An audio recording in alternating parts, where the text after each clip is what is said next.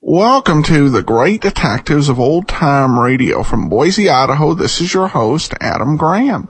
If you have a comment, email it to me, box13 at greatdetectives.net. Follow us on Twitter at Radio Detectives. Become one of our friends on Facebook, facebook.com/Radio Detectives. Today's episodes is brought to you by the financial support of our listeners. Thanks so much for your support. Go to support.greatdetectives.net. Well, now it's time for today's episode of Mr. Moto, Sabotage. This is Mr. Moto, Mr. I.A. Moto.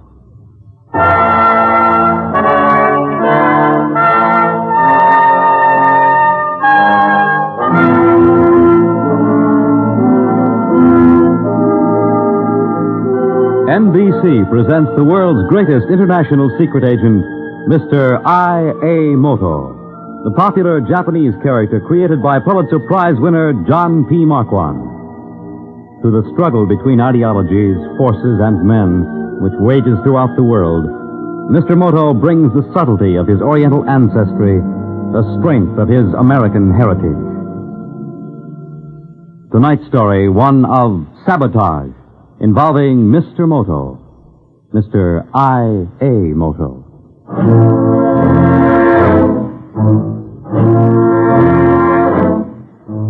Deep are the shadows of a human mind where battles rage across the soul like nervous clouds across a lowering sky.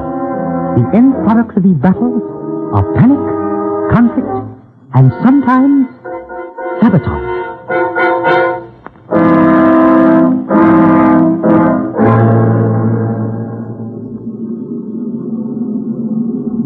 Hampton, I'm nervous. We've a perfect right to be in a subway station. Not at 3 in the morning. What's that? Keep quiet. What's Gaddy doing?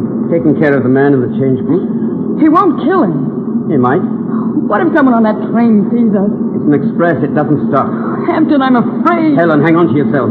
We need cool heads for sabotage.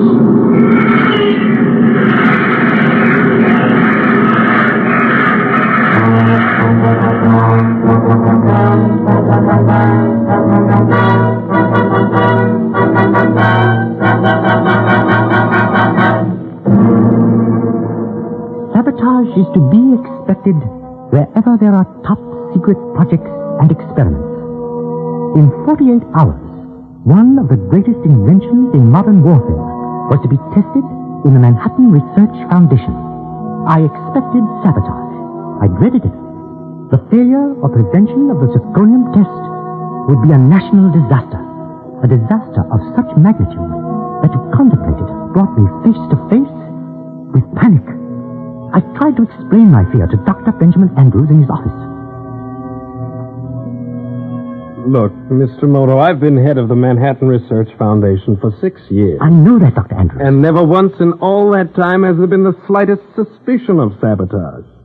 I realize security regulations are necessary, but 10 guards on each floor. Dr. Andrews, tell me, what do you know about the nitrogen bomb? We had nothing to do with it here. They're midget bombs. I know. Not much larger than a hand grenade, but 200 times the power. What's that got to do with us? 24 hours ago, 2 of them disappeared. What? Yes.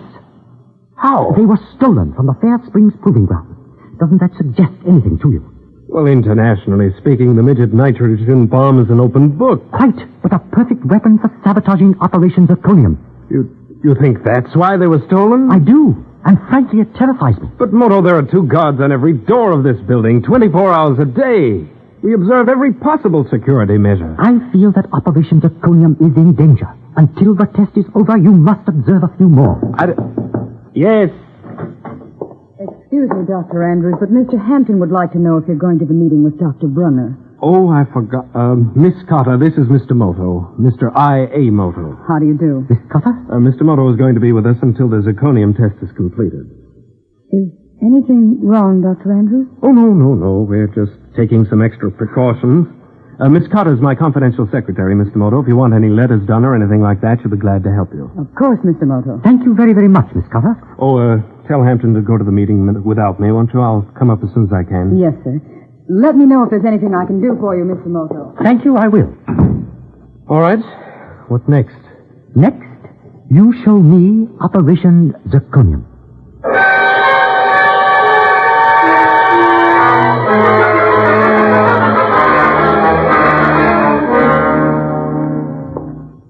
On our way to the zirconium testing room, Dr. Andrews and I passed many doors. Doors on which modest black letters spelled out some of the most famous names in modern science. A hallway of genius. François Duchartre, vegetable fibers. Maria Finsterwalder, metallography.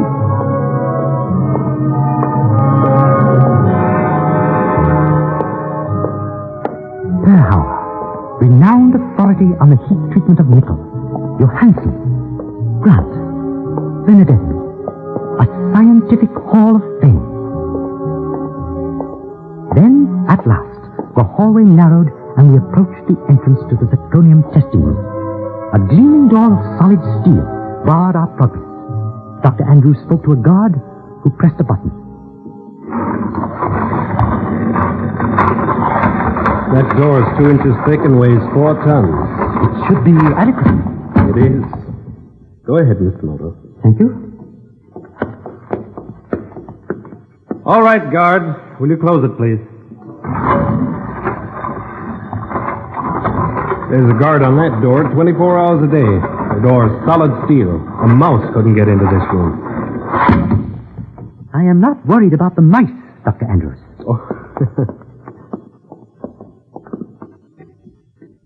Well, there it is.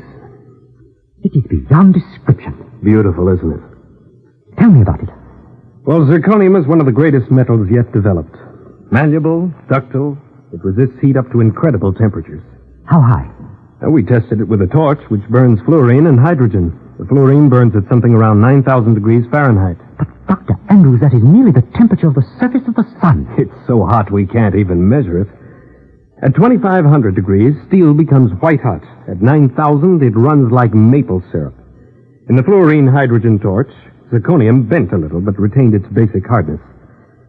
Double combustion chambers here are zirconium-lined. If the test works, they'll function perfectly at 6,000 degrees. Incredible.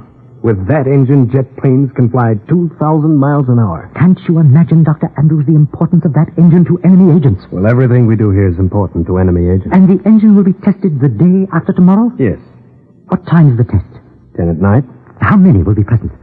Oh, about 30. I want 10 of my men present at the test itself and 10 more stationed on each floor of the building. All right. And there are 4 of your assistants whose security checks are pending. I think it is wisest if they keep out of the building until the test is completed. Well, who are they? Mr. Tyrrell, Mr. Mitchell, Dr. Froelich, and Dr. Bernwald. Bernwald? But he worked on the combustion chambers. I'm sorry, Dr. Andrews. It is only for 2 days, and no one need know. Captain Shaw, my assistant, will handle the others. I will interview Dr. Bernwald myself. I don't like it. I am sorry. Well, I have to go to a meeting. You can talk to Dr. Bernwald in my office. Miss Cotter will get him for you. Thank you. And I repeat, I don't like it, not a bit. I am very, very sorry, Dr. Andrews, but I think it is best that these men be kept away from the building until the zirconium test is over.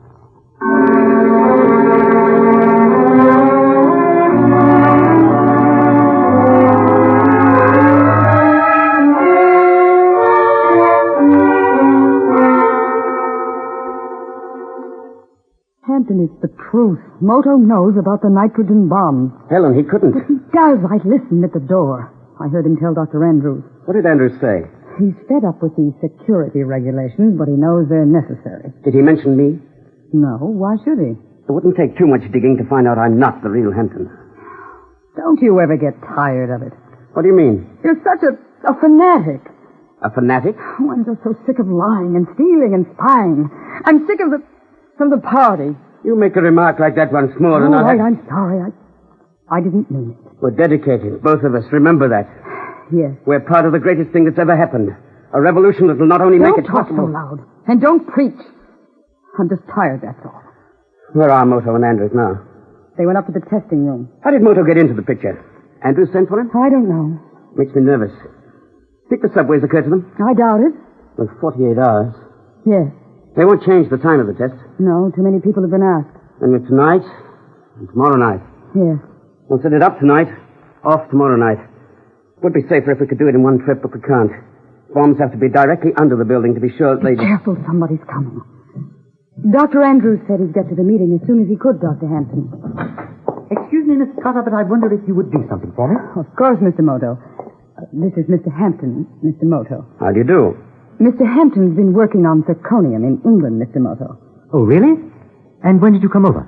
Slightly over 6 weeks now. I hope you're enjoying America? Oh, immensely. With 2 exceptions. I took one ride in your dreadful subways and promptly switched to taxi. And I tried 1 cup of your fantastic tea and switched to coffee. Well, I can understand that. Being of Japanese extraction, I'm a bit of an authority on tea myself. What was your connection in London? Galton Laboratories. Ah, my old friend, Dr. Galton. How is he? Fine. Actually, it was he who sent me over to Dr. Andrews. Oh? U.S. zircon deposits are going to be awfully important, and Europe's a bit on the short side, you know. With the exception of Germany, I understand. Yes, that's right. It has been very, very pleasant meeting you, Dr. Hampton. But if you will forgive me, I would like Miss Cotter to do some work for me before she goes to lunch. Right-ho. I've things to do myself, actually. I say, would you care for a nip of chocolate? No, thank you. It's silly of me, I know, but I can't get enough of your wonderful food. So every time I pass one of those penny dispensing machines, I load up on chocolate. Well, I'll be getting along. Thank you, Miss Cotter. You're welcome. Goodbye, Mr. Moto.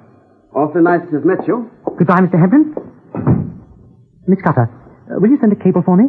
Certainly, sir. Sir John Davenport, Intelligence C5, British War Office, London. Ready? Yes, sir. Kindly airmail pictures and complete physical description, including set of fingerprints. You're Mr... what is Mr. Hampton's first name? Neil. Neil J. Thank you. Including set of fingerprints, you're Neil J. Hampton. Stop. Urgent and immediate stop. Signed Moto. You got that? Yes, sir. Send that off before you go to lunch, will you? Yes, Mr. Moto. I'll be in Dr. Andrews' office if anybody wants me. Yes, sir.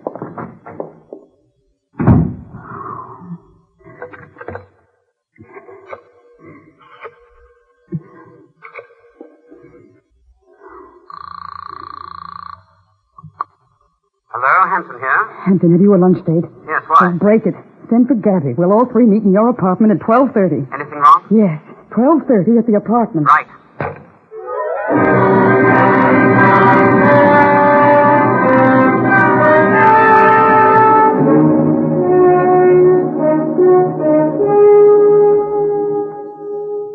Hampton, he dictated a cable to British intelligence. You what? Yes, asking for a picture and fingerprints of Neil J. Hampton. I had to send it. I had to. Look, boss, if this is getting hot, I'm pulling out. I didn't figure on anything Listen, like Gabby. You're in this for $20,000. Now shut up. Honestly, I almost fainted. I don't like this Gabby, whole thing, I tell you. you're an ex-convict and a thug. You'll never get a chance to make $20,000 again as long as you live. Now keep quiet and let me think. I almost dropped the pencil. My heart was beating so loud I thought I'd hear it. How long have we got until Moto gets a reply to his cable? He marked it immediate and urgent and return airmail. And our deadline is tomorrow night at 6. That's about right. Gabby, get those blueprints of the subway. They're in the desk. Okay, boss, I'll get them. What are you going to do? We'll have to do it tonight. But are we ready? We'll have to be. All right, boss, here they are. Sure these blueprints are accurate. What do you mean, accurate? They're blueprints, ain't they? All blueprints are accurate. Go over it again. All right. Well, this here... Yes? That's the subway entrance. Going south, that's downtown on the local tracks along here, see? Yes. Now, you go for exactly 872 feet. Then you're smack underneath the Manhattan Research Foundation building. How far underneath, Cabby? 33 feet. And we drilled 2 holes in the subway wall, 9 inches deep and 3 inches across. We won't drill. It makes too much noise. What then? We'll use the fluorine hydrogen torch or steal one from the foundation. That stuff eats through concrete as though it was candle wax. How long? Through 9 inches of concrete? About 2 minutes. Wow, it must be hot. It is. Not as hot as we'll be if we fumble it. Don't get panicky, Helen. It's dangerous. You place a nitrogen bomb in each one of the holes, then lay the detonator hose across the tracks. And Gabby, you say the last express is at 20 after 3? Yeah, right. A.M.? No, at night. That's a... Okay, A.M., P.M., so it's the middle of the night, 20 after 3, see? Yes. And the next local, that's about the morning service, is at 4. And we got from 20 after 3 till 4 o'clock. 40 minutes. Right, let's figure it. We're on the subway platform at 3:20 when the last express goes through. It'll take us 6 minutes to walk in the 872 feet. Yeah, and figuring 6 minutes to to burn the holes, put in the bombs, and put the hose across the tracks. And 6 minutes back. That's 18 minutes from 40. Gives us at least 20 minutes to get away. In the car, we can get a long way from that subway station in 20 minutes. You better leave now, Helen. It wouldn't do for us to go back to the foundation together. Right. Gabby, we'll meet here tonight at 6. I'll have the torch and we'll check the detonator hoses on the bombs. Tonight is going to be the night.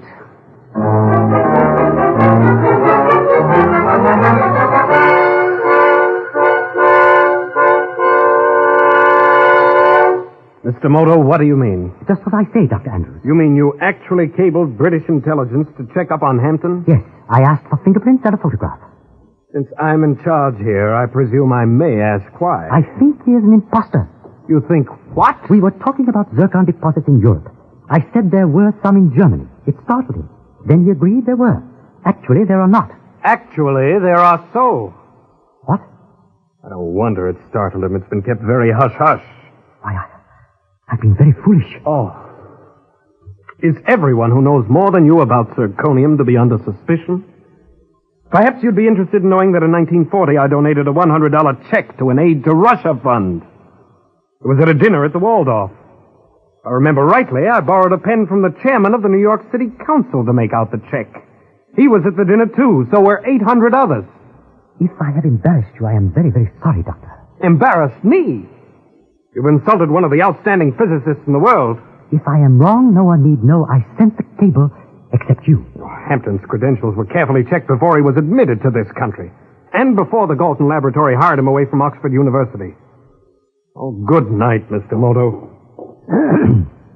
Are you leaving by the main gate, Dr. Andrews? If I can get through the guards. Would you ask Captain Shaw to come here, please?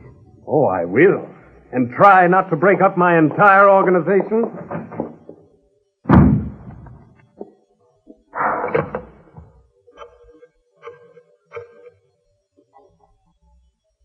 A long distance, a special priority call on New York Private Line 2000 L4. That is correct. Mr. Moto. Mr. I.A. Moto. For Sir John Davenport, British Intelligence, London, England. Have you got that? Call me back as soon as possible, will you? Thank you. You wanted me, Mr. Moto? Oh, come in, Captain Shaw. Well, sir, we've been over every inch of this building. The cafeteria? Yeah, 2 men shook every unopened can in the place. A quart can of tomatoes would be an excellent hiding place for a nitrogen bomb. I'm telling you, we haven't missed so much as a keyhole. Did you find out about the chocolate? Oh, those penny vending machines are in almost every subway station in town. Ah, and tell me, Captain Shaw, are they anyplace else? Not out here. Some in the Times Square area, those penny arcades have them. An odd place for a physicist to go for relaxation? Yes, odd place for anybody to go unless they're feeble-minded. Then Hampton was lying. He does ride the subway. No. He walks. He what? That's right, he walks. Just lives around the corner from here. But if he doesn't ride the subways, where does he buy those penny chocolate bars? I don't know. Maybe he just likes candy. Then why doesn't he go into a candy store and buy it by the pound? Search me. I cannot possibly take a prominent British physicist into custody for eating penny chocolate. So what do we do? We can do nothing, Captain Shaw, except wait here. I am sure that Sir John Davenport will get in touch with me. We will wait here for a phone call from British Intelligence.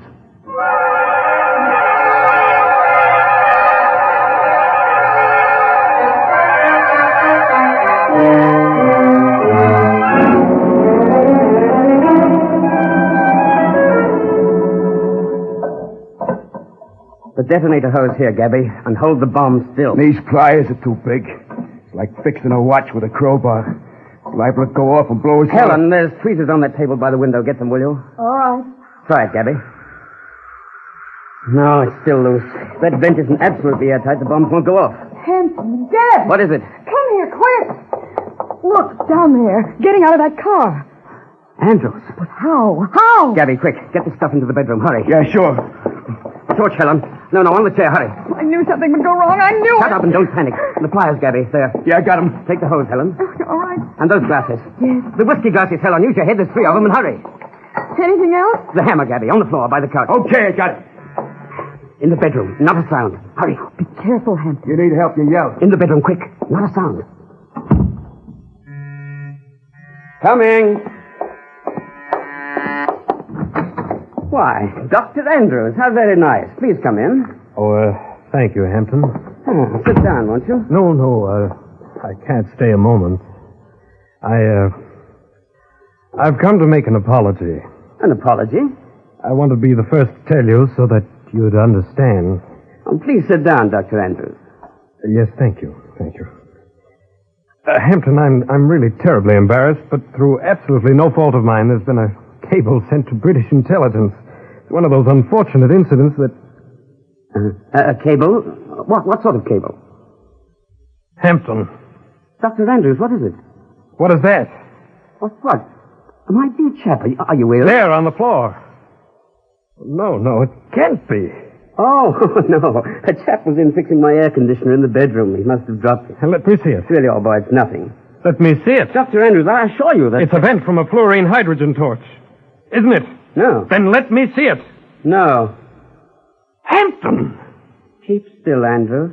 Let me out of here. Oh, no, you don't. Moto was right. He was right all the time.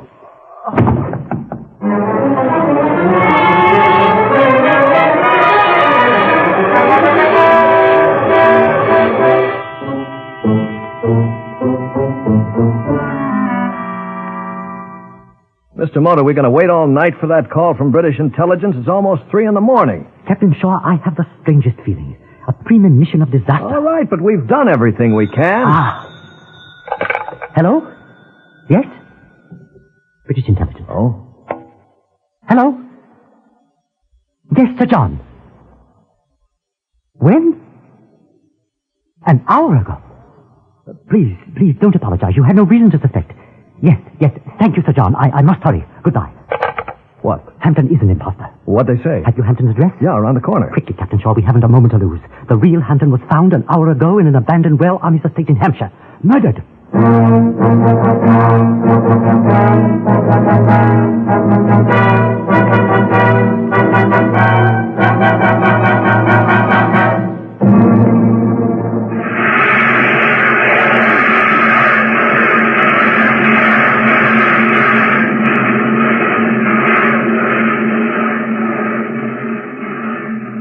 All right, come on, Helen. We're 40 minutes before the next local. What's keeping Gabby? Gabby, you all right? Yeah. I fixed the guy in the change booth. Gabby, you didn't kill him. Just a tap on the head. He's out cold. Helen, you stay here. If anybody comes, anybody suspicious, blow this whistle, understand? Yes. And keep your head. Come on, Gabby. Down on the tracks. And hurry. Okay.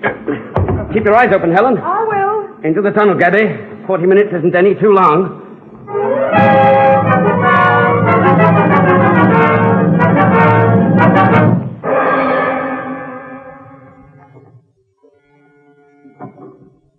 If Hampton's in, he's playing possum. Break down the door, Captain Shaw. Yes, Mr. Moto. One more will do it. Yes, sir. The light. Quickly. Yeah. Dr. Andrews. Untie him quickly. Yes, sir. I knew it. I knew I was right about Hampton. There was something about him, something in his eyes. The gag. Quickly, Captain. Yeah. Take it easy, Andrews. Moto, hurry. You were right all along. They've got 2 Get nitrogen him some bombs. water, Captain. No, I'm all right. The subway runs underneath the foundation building. I heard them talking. They're going to blow up the buildings in the subway with nitrogen bombs. Captain Shaw. Yes, sir. Get 30 men from headquarters. Which station, Dr. Andrews? Down the street, for God's sake, hurry. 10 men at the stop above, Captain. 10 at the station down the street. 10 at the first station down. Yes, sir. Hurry, Captain Shaw. Every moment we lose brings us closer to disaster.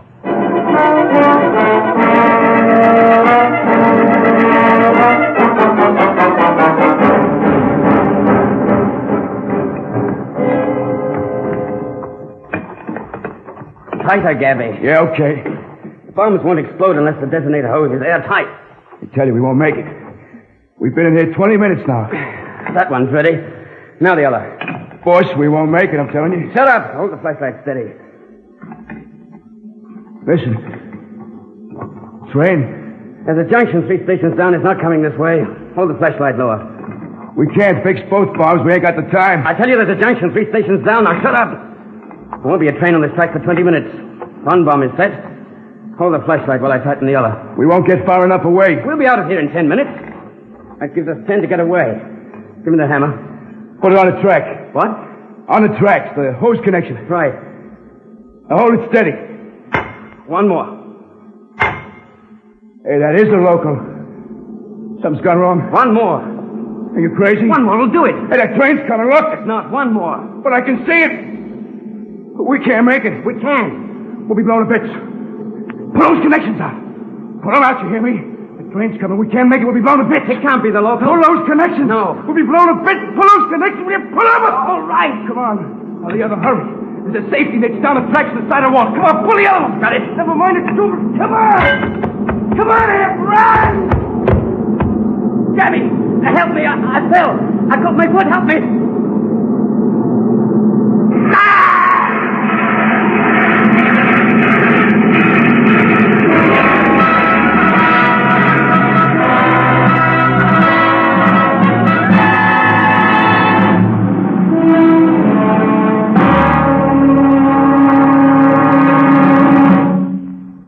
Well, gentlemen, the fake Mr. Hampton will bother us no longer.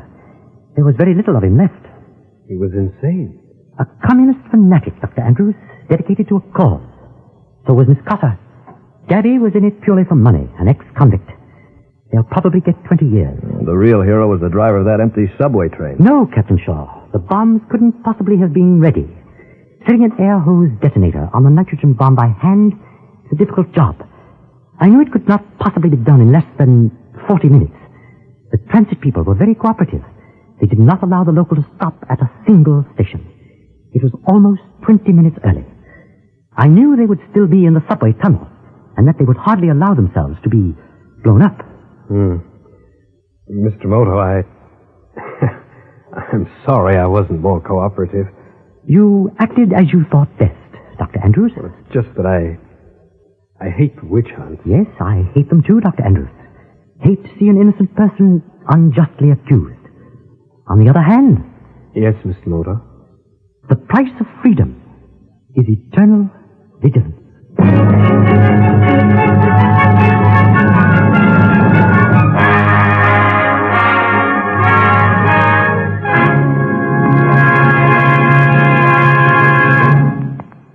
You have just heard the world's greatest international secret agent, Mr. I.A. Moto, in a story of Sabotage.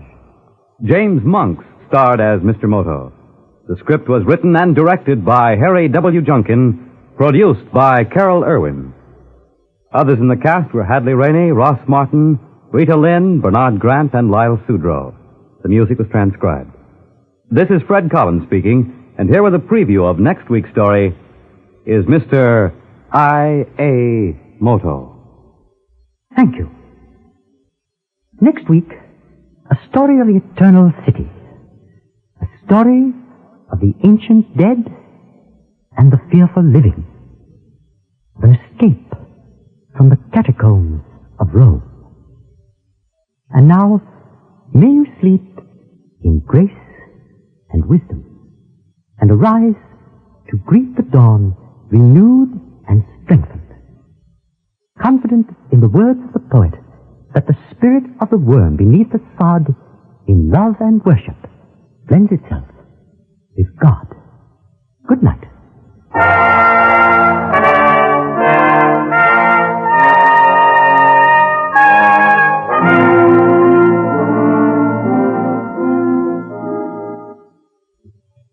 It's the Silver Jubilee on NBC.